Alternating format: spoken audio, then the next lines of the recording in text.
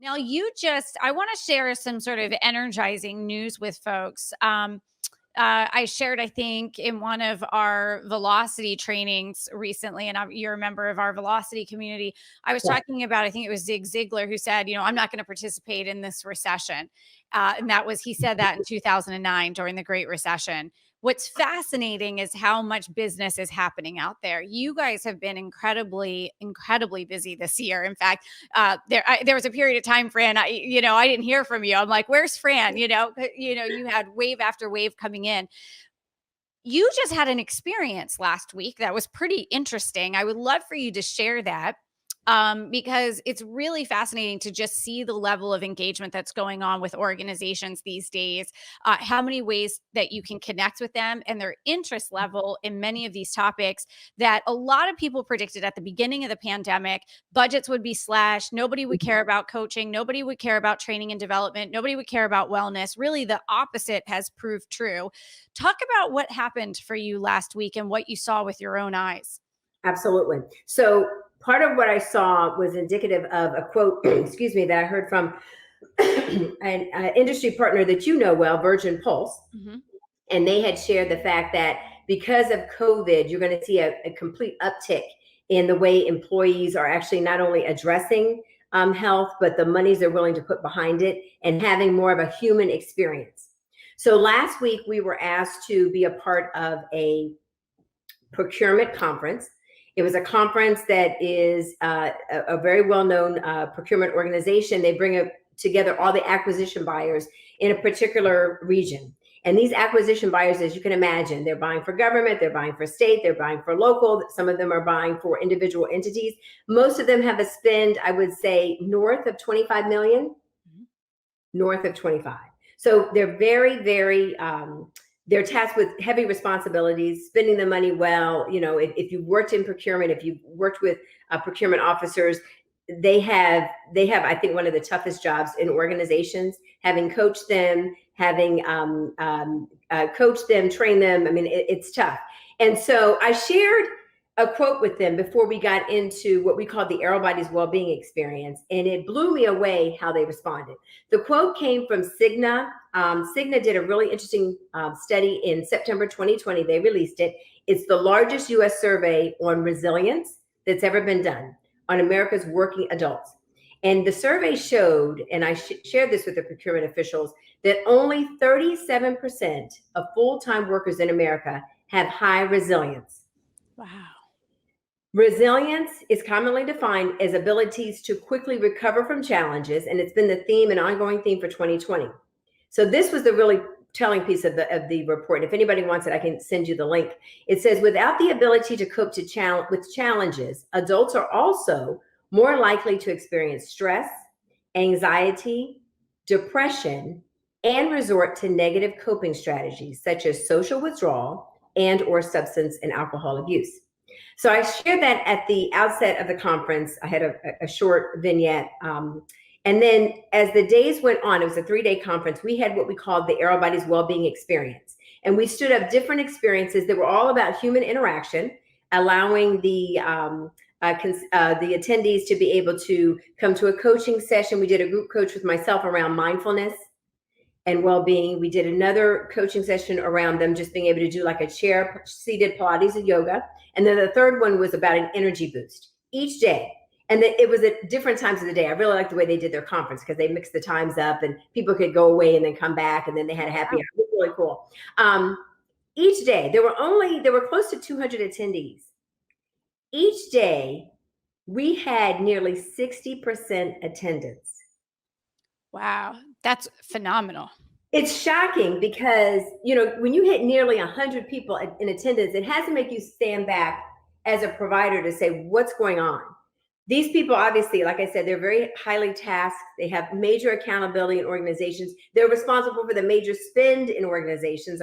There was one agency procurement officer, I think his spend is over 500 million. I mean, it's just, the numbers are gargantuan. But to me, I thought it was very telling of their need to take care of themselves, their need to be able to take something back to their employees. We've set up some executive briefings with some of them to take this back to their teams. And also for their need for information, right? To see, how do I better take care of myself? How do I build my own resilience? I get it. I'm not there yet. I need tools. I need a toolkit. What can you give me? So to me, it was our team. We were obviously, you can imagine, super excited. These are all buyers. Yeah. This is a great That's problem. awesome. Yeah. So that was awesome. But more than that, I think it made me think, as an innovator and a creator in this space. I've been in it over 20 years. What else can we do to really help today's worker? They're facing a lot, and some of them, in some cases, the feedback was, I feel like I'm all alone. I'm very isolated. What else do you have for me? So it was a responsibility that I felt, as a solution provider, to provide really strong, vetted, solid solutions, because people really need it. They're crying and begging for it. That there is so much gold in what you just shared. I want to try to unpack a few things. There was a question here from Sheena. Can you just reshare that statistic again? And everyone does want the link to that. So everyone is, so say that statistic, what percentage of American employees? Only 37%. And I 37%. it looked like Nicholas shared it. So Nicholas, you've seen Oh, it thank too. you, Nicholas. Thank you. There we go. Yep. And so that's perfect, Nicholas. Thank you. One of our new fire starters. And let me also ask you this. When you say they're feeling alone, this is the decision makers. Just to clarify that point, you're saying the decision makers, the buyers, are feeling very isolated and alone. Oh yeah, absolutely. So, And I think people should pause with that, because everyone on your call, or I would say majority, many of them maybe small business owners. I think oftentimes as small business owners, we rush in, thinking, okay, it's all about everybody else. But these are people, right? yeah. And if they see a need for themselves, it's obvious they're going to take it back to their team, because they know that they are in need of it. But secondly, I had one buyer who reached out to us and said, can you send me some tools now, things that I can take back to leadership that they can put in place? Not only was leadership present at the conference, but we worked with their organization, I would say probably 7 years ago. And leadership was convinced that we've got this taken care of, we're under control. Where this procurement official felt just the opposite, because she's asking us for tools. So, a lot of times when you're talking to the decision makers, don't negate the decision maker, right?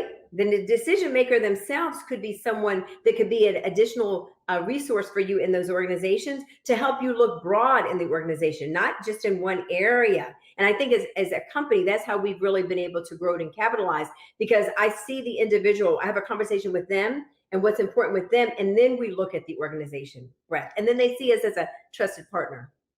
Oh, I love those words, right? The trusted partner. When you've established that, that's like the be all end all. The other thing about this, and I know you use executive roundtables. We've been talking about this for years, but I have to put a plug in for executive roundtables. People are always asking me, why do decision makers want to come to executive roundtables? And one of the reasons is because they're isolated. Typically, a leader in an organization is the only person who's charged with whatever their key task is, whatever, they're a key driver of something in the organization. And so, they're an island within the organization, and they, the opportunity, the fact that you had 60% attendance, that people were coming in. And one of the things I think you said, and correct me again if I'm wrong, but when we were in the green room before the show, you mentioned that this event was put together rather quickly. This was not even a long planned event. And I think that responsiveness right now, the opportunity that those who are leading movements to bring people together, Fran, to help them navigate these situations, to give them tools where they need tools, and even just to engage in that dialogue to find out what they don't know. I mean, you must have walked away from last week just with your, the gears turning of all the things that you and your team can now do to support these organizations and really where they most need you. Absolutely. And I'll give a plug, back to you and your organization, Corporate Agent, and the Velocity Group, particularly in the Facebook group, because one of the things you shared a lot, I think in the beginning of the year on Seize the Moment, you mentioned the importance of really being up to date with studies, Look at what's trending, what people are talking about, what's McKinsey talking about, what's Deloitte talking about. Really understanding that. Look at what Virgin Pulse is talking about. These may be competitors to you, but what are they talking about? Because their bandwidth may be much larger. They may have a whole communications team that's looking at what's current. They're going out and looking at that education. And when I'm able to take these studies back and talk to them very frankly about the studies, this is not aero bodies, right? I didn't create this to get your business. This is what is happening. I think it really makes the decision makers look at you a little bit differently, with a little bit more lens of credibility, because you understand and you're there to educate. What comes out of it is fine. I say this, lightly, but if you don't give us business right now, it's really okay. I'm like, really, we've got enough going on. But let's have a conversation. Let me tell you what I'm seeing with my customers and what's working for them and what's really making a difference for them. And I applaud you for helping us in the community really think strategically about how to help our clients. It's not just they call and give them a solution and give them a proposal. No, let's back up. Let's talk a little bit about, what's the impact you're trying to make? What's really happening in the trends? What are people really talking about? And how will this shape your organization 3 years from now, not just in 6 months? Yep. Yep. I thank you for sharing that. Thank you for saying that. And I get so excited when I see leaders like you in the industry really changing the dialogue with these decision makers. It's really how you establish that trusted partner, that trusted advisor relationship. And then everything sort of changes about the way that you serve these organizations. So speaking of that, when you look at the C-suite, so one of the things you guys are doing at Aero Bodies is you're really looking at how you partner with the leaders, how you incorporate wellness into the C-suite, how it trickles down from the C-suite down. What can you share about that you think is most important for organizations to be looking at? Great question. So there's a couple of things that I'm noticing as trends that leaders, the organizations, like I said, that are kind of getting it, and they're not looking at the old boilerplate. They're really kind of rolling up their sleeves, throwing out the old stuff. Let's start anew. They're doing things like, I'm sure you may have heard of, storytelling town halls, where they literally get everyone together and they have real conversations. What comes out of that is that leader is now transparently apparent to the employees in the workforce. The employees can actually say, hey, this is what's really going on for me. And then what we do in strategy is talk to them about, okay, so you got all this data dump of information. Now, what do we do with it, right? We're doing something called cultural wellness assessments. So yeah, you feel like your organization, you're on the right track, but what's the pulse count of the wellness of your organization? And how does that affect the diversity? What you're doing for someone who's in India versus someone who's in Belgium versus someone who's in Canada, like a conference I attended last week, versus someone who's in San Francisco.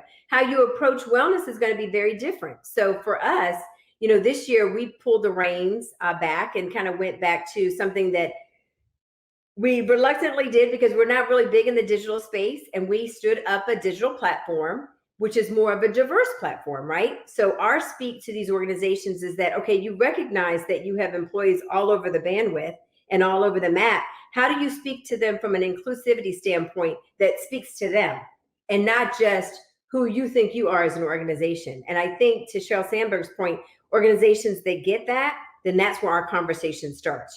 How are you going to touch someone in remote Idaho or in Chicago versus someone who's in Great Britain?